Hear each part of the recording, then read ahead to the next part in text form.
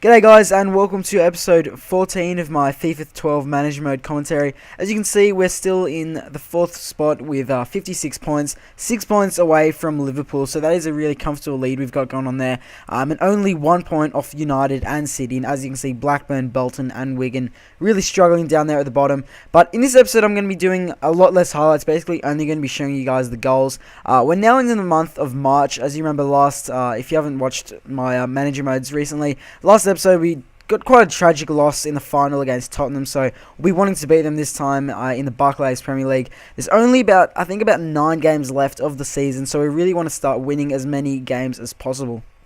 So our first game is a home game against Tottenham, and as you can see, they've got a very strong team there. Guys like Bale, Modric, all those sort of players. They've got a lot of talent in their team, and right now I really want revenge. Ever since they beat me in the last episode, so we got off to a pretty nice start here, getting a penalty. It was pretty convincing. Abate just kind of shrugged me off the ball, which was certainly a penalty, and Baines steps up to take it and just smashes it right into the right-hand side of the goal, or left-hand, depending on which way you're looking at it. Jack Friedel had no chance, and then they did take then they did equalise there with Adebayor, and I'll tell you guys something. He was really annoying throughout this whole game. He was just constantly danger man. I couldn't really stop him at all, and as you can see here, on again and managing to score. I mean, I didn't see how he could have scored that, but Howard really should have probably got that, beaten on his near post. You feel as though he should have at least parried that away. So the half ends at 2-1 to Spurs, and as you can see, Adebayor's been doing all the work for them, just been scoring and just really being a really dangerous threat,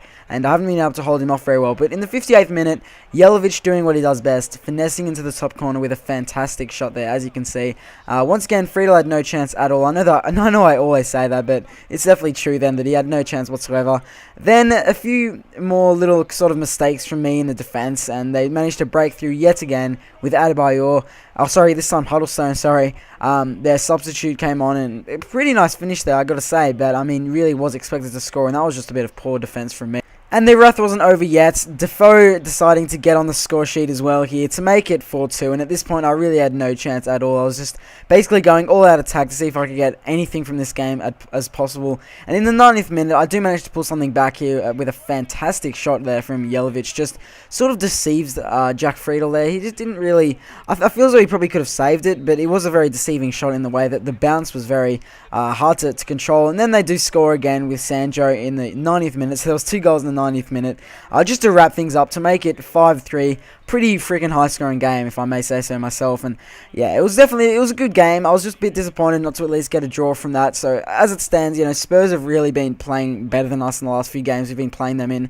But anyway, on to our next game, which is a home game against Arsenal. They are coming first, and as you can see, they have a fantastic squad there. Van Persie, Gervinho, Michael Arteta, and Szczesny, and whatnot. They've got a fantastic team, but in just the 20th minute, they go up 1-0 with Aaron Ramsey there. Some more poor defense there, as you can see. Dede just doing a horrible slide tackle, easily beating Howard there. And just on the stroke of half time, they do get another goal here. Bit of a lame goal, if I may say so myself. It just kind of against the run of play. I was really attacking a lot, and I couldn't break through. And then they get this goal, which is kind of lame, and it kind of frustrated me. So going to the half, I really wanted to get something from this game. I really thought I deserved something from this game, and I really can't afford to be losing points at this part of the season. So it's really important that we can get anything from this game. But then they make it 3-0 here with Van Persie. A very nice finish into the bottom corner, and at this point it's 3-0.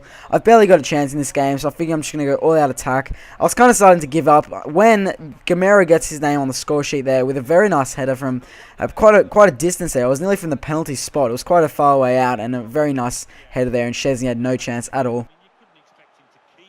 And at this point, I decided I'd basically go all out attack, and it worked straight away for me. In just about 5 minutes after I scored the first goal, Nikita Jelavic with a fantastic finesse into the top corner there. As you can see, just kind of very bad defense there from the Arsenal players, but still a fantastic finesse into the top corner, off the crossbar and in. It was just a really fantastic shot, and you'll see in a minute here, the curve on this was just ridiculous. It was just basically trademark Jelavic, and Szczesny had no chance at all there to make it 3-2. So at this point, I figured I still had a chance to get at least a point from this game, which would be an amazing comeback. And in the 90th minute, Jelavic puts in a through ball to Gamera, gets a very lucky little deflection, gets the shot away but just can't score, and then it comes out to Jelavic, and look look at this for a finesse. That is fantastic goal to make it 3-3. We've basically stolen 2 points away from Arsenal there, and they're going to be very annoyed with that. But what a fantastic comeback that is, and what a fantastic goal that was. All those goals are really good, if I may say so myself. That was just a really, really nice goal there to make it 3-3. And the game ends at 3-all, and as you can see, just a crazy comeback. You know, it was 3-0 at some point, and up until about the 59th minute, you know, we managed to just destroyed them.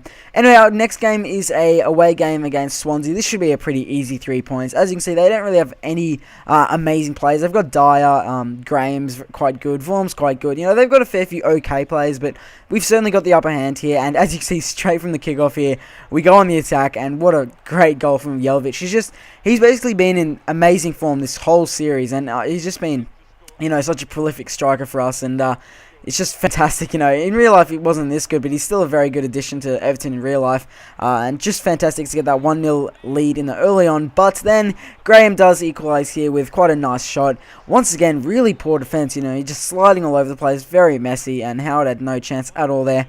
And now it's 1-1 at half time. A little bit frustrating because basically after I scored that goal, I wasn't doing anything at all. You know, I couldn't do anything. But as you can see here in the 77th minute, we do score a sweaty goal here. I don't often score these, but I mean, just for the sake of winning this game, it was very important that I did get as many goals as possible to make it 2-1. So now I wanted to, you know, really start going all out, and then Kevin Gamera getting his name on the score sheet once again. It's really just been an attacking masterclass from Gamera and Jelavic in the last few episodes. You know, they've just been scoring on a regular basis, which is fantastic.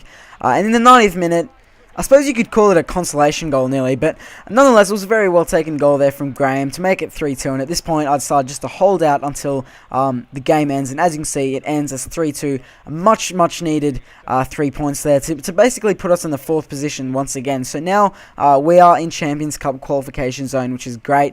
Chelsea are 3 points behind us, and they do have a game in hand, and as you can see, Arsenal, I'm only 4 points away from them, and so is United's only 1 point, except once again, they have also a game in hand as well. So it's definitely interesting at the moment, the table, just to see, you know how teams are going right now, because it's very cluttered. You know, a lot of teams are in that Champions League position there. And as you can see, just to look here, Jelavic is still ridiculously in front with top goals, 31 goals so far in the Barclays Premier League, which is just fantastic, as you can see there. And that's basically it for us. You know, we don't have any other players up there, but there's plenty other of our players that have done well this season, not just Jelavic, but he's been a fantastic, you know, scorer. He's been scoring on a regular basis, which is great. Anyway, our next game is a home game against West Brom. This should once again be a pretty simple 3 points. You know, I decided to play a very basic lineup just because it is really important that we get as many points as we can from these games. So anyway, in just the 29th minute, we did start off very well here.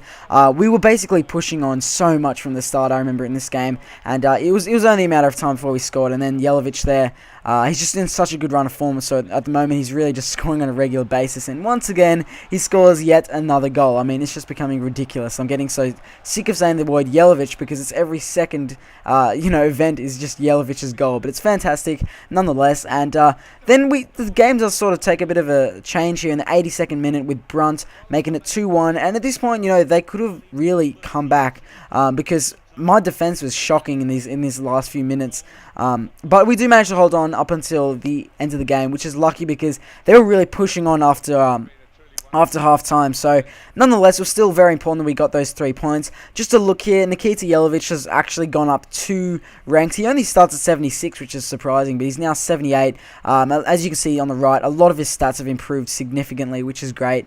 So yeah, once again, a look at the table. Arsenal's still in front by a fair bit, but we are definitely still in that Champions Cup position, and it's really important that we do stay in this 4th position because it'll basically mean that next season is just a whole lot better, you know, if we have Champions League football. But basically, in FIFA 13, I'm going to be going with any teams I get offered at the end of this season by basically your guys' vote. So, anyway, guys, hope you enjoyed this episode. Thanks for watching, and I'll see you later.